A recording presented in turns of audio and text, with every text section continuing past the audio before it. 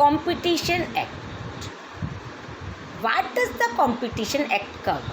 The Competition Act is not intended to prohibit competition in the market. What the Act primarily seeks to regulate are the practices that have an adverse effect on competition in the markets in India. In addition, the Act intends to promote and sustain competition in markets, protect consumer interest, and ensure freedom of trade in the markets in India. At the heart of the Act are various activities that will be prohibited as being anti-competitive. The activities comprise anti-competitive arrangement, abuse of dominant position, and mergers and acquisition that have an appreciable adverse effect on competition in India. Anti-competitive arrangements.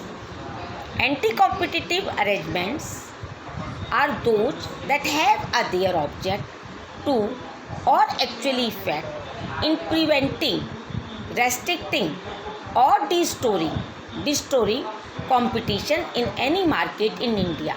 Such arrangements cover not only agreements but also decisions made by association of persons, enterprises, as well as the conduct of parties acting in concern.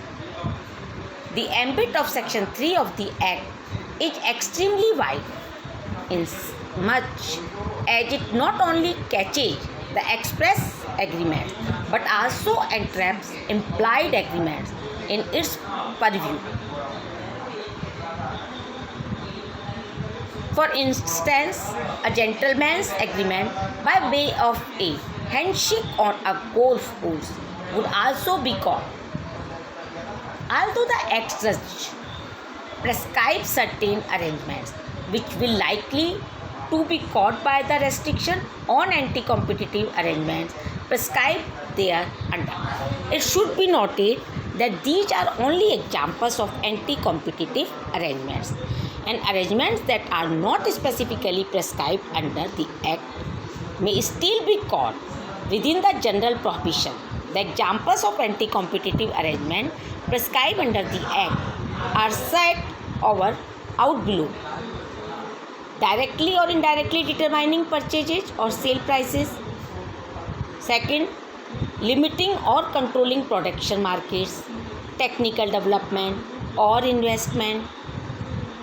Third, arrangements for the sharing market or sources of production or provision of services. Fourth, directly or indirectly engaging in bid, rising or coercive bidding,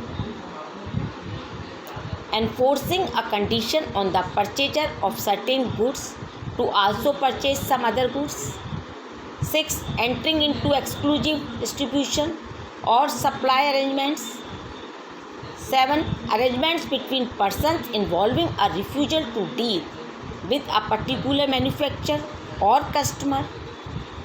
And last, entering into arrangements to sell goods on the condition that the price to be charged on the resale by the purchaser shall be the prices stipulated by the seller, unless it is clearly stated that prices lower than those prices may be charged. Real prices maintenance.